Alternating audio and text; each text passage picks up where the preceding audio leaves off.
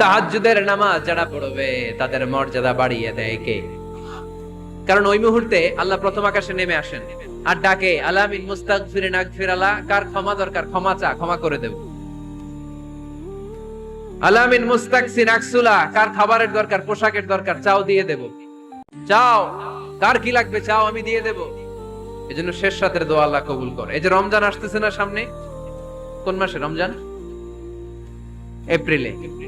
রমজানে তাহাজ্জুদ পড়ার একটা সুবর্ণ সুযোগ, কারণ সাহারি খাওয়ার জন্য তো ওঠাই লাগে। একটু তাহাজ্জুদের অভ্যাস করব আমরা। রাজি আছি তো সবাই? 3 নম্বর নফল ইবাদত হচ্ছে দোয়া। সবাই সবার জন্য দোয়া করব। অনেকে কয় হুজুর আমার দোয়া আমি করব, ওরটা ওই করব, এর লাগে আমি করব কেন? আছে না নাই? এটা ভুল। নিজের জন্য করবেন, অন্যের জন্য করবেন। মা মিন আবদিন মুসলিম ইয়াদউ লি আখিহিল মুসলিম ইল্লা ক্বালা লাহুল মালাকু ওয়ালাকা বিমিসলিন। কোন বান্দা যখন তার ভাইয়ের জন্য দোয়া করে, ফেরেশতারা বলে আল্লাহ এই দোয়াটা যে দোয়া করছে আগে তার জন্য কবুল করে নাও। আপনি দোয়া করলেন আল্লাহ আমার ভাই অসুস্থ, তারে সুস্থ করে দাও। ফেরেশতারা বলে আল্লাহ যিনি দোয়া করতেছে তার যদি কোনো অসুস্থতা থাকে আগে তারে সুস্থ করে দাও। তাহলে অন্যের জন্য দোয়া করলে লাভ আছে না নাই? দোয়া করতে জানে না অনেকে। দোয়ার আলোচনা আছে আমার, ইউটিউবে সার্চ দিবেন দোয়া, মিজানুর রহমান আজহারী পেয়ে যাবেন। It's an art. দোয়াটা একটা শিল্প। এটার মধ্যে চোখের পানি জুড়ে দিবেন, আবেগ জুড়ে দিবেন, মুহূর্তেই আরশের মধ্যে যে নক করবে। সুবহানাল্লাহ কইবেন না? চোখের পানির দাম আল্লাহর কাছে খুব বেশি। 2 ফোঁটা পানি। কি আপনারা বিরক্ত হয়ে গেছেন? 2 ফোঁটা পানি আল্লাহর কাছে প্রিয়। আওয়াজ করে বলেন কয় ফোঁটা? 2 ফোঁটা। এক হচ্ছে জিহাদের ময়দানে রক্তের ফোঁটা, আরেক হচ্ছে অনুতপ্ত বান্দার চোখের পানির ফোঁটা।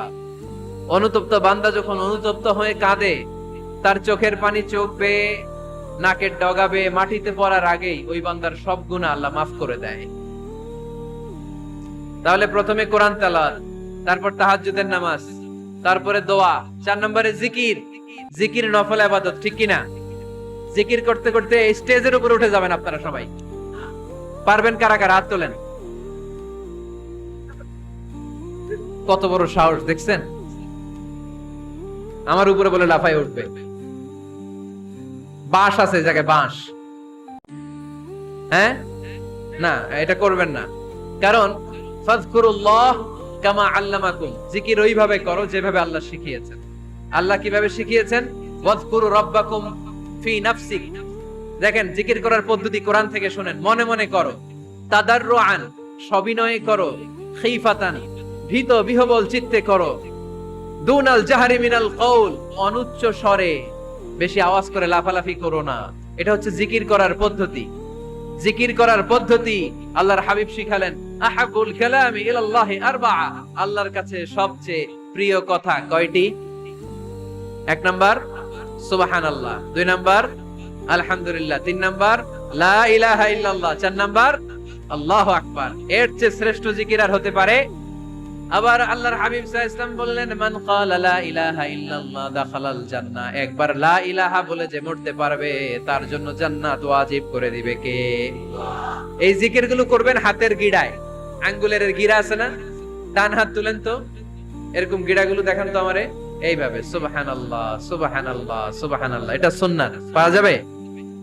আব্দুল্লাহ ইবনে আমর ইবনে আল-আস বলেন, রাআইতু রাসূলুল্লাহি সাল্লাল্লাহু আলাইহি ওয়াসাল্লাম ইয়াকিদু তাসবিহা বিয়ামিনি। আমি নিজ চোখে আল্লাহ রাসূল সাল্লাল্লাহু আলাইহি ওয়াসাল্লামকে ডান হাতের গিড়াতে এরকম তাসবিহ পড়তে দেখেছি। সুবহানাল্লাহ পড়েন। নীরবে নিঃশব্দে জিকির করবেন। হ্যাঁ, এটা ঠিক। তালিমের জন্য একটু আওয়াজ করে প্রয়োজনে মাঝে মাঝে জিকির করা যায়। যেমন এইভাবে পড়েন, সুবহানাল্লাহ আলহামদুলিল্লাহ লা ইলাহা ইল্লাল্লাহ সুবহানাল্লাহ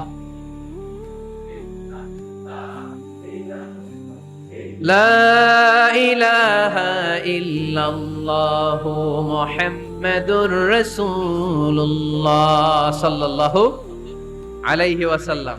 এই যে আপনাদেরকে এখন আমি তালিম দিলাম, এই তালিমের উদ্দেশ্যে সুন্দরভাবে অল্প আওয়াজে জিকির করা যায়, কিন্তু চিৎকার চেঁচামেচি করে, আমার দিকে তাকান, এদিকে তাকান, চিৎকার চেঁচামেচি করে লাফালাফি করে জিকির করা যাবে?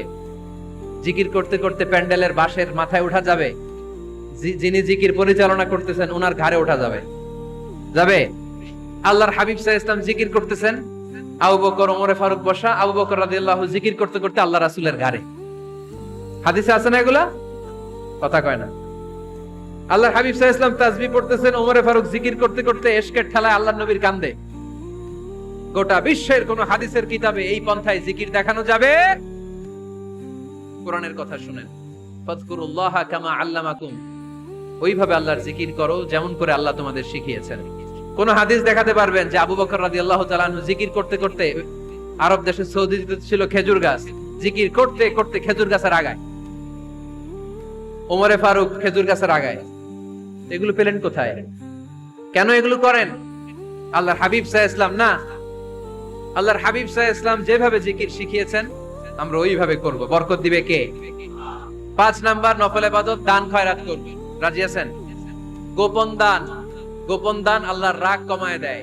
কোন কারণে আমার রব যদি আমার উপর রেগে থাকে, আমি গোপন দান করলে ওই রাগটা মুহূর্তে ঠান্ডা হয়ে যায়। আল্লাকা সিররুন ইনদাল্লাহ বাইনাকা আনতা ওয়া বাইনাল্লাহ, আল্লাকা সাদাকাতুন তাখফা লা ইয়ালামুহা ইল্লাল্লাহ, আল্লাকা সিররুন ইনদাল্লাহ বাইনাকা আনতা ওয়া বাইনাল্লাহ, আল্লাকা সাদাকাতুন তাখফা লা ইয়ালামুহা ইল্লাল্লাহ। সুবহানাল্লাহ পড়েন। তোমার আর তোমার রবের এমন কোন গোপন বিষয় আছে নাকি যেটা তুমি আর তোমার রব ছাড়া কেউ জানে না? তুমি জীবনে এরকম গোপন দান করছো নাকি যেটা আল্লাহ ছাড়া কেউ দেখেনি? ওই দানটা আল্লাহ পছন্দ করে। সর্বশেষ কথা বলি, শেষ কথা, মানুষকে খাওয়াবেন। মানুষকে কি করবেন? খাওয়ানোর চেয়ে ভালো নফল ইবাদত আছে? কি করবেন? খাইবেন। কি করবেন? খাওয়াতে রাজি আছেন তো? কিয়ামতের দিন আল্লাহ তাআলা বলবে, এই বনি আদম, আমি তোমার কাছে খাবার চাইছিলাম, তুমি আমারে খাবার দাও নাই। বনি আদম বলবে, আল্লাহ আপনি যদি খাবার চাইতেন খাবারের বস্তা নিয়ে যাইতাম।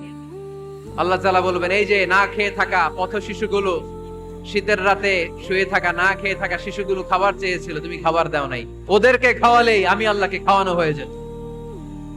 এজন্য মানুষকে খাওয়াবেন। রাজি আছেন তো?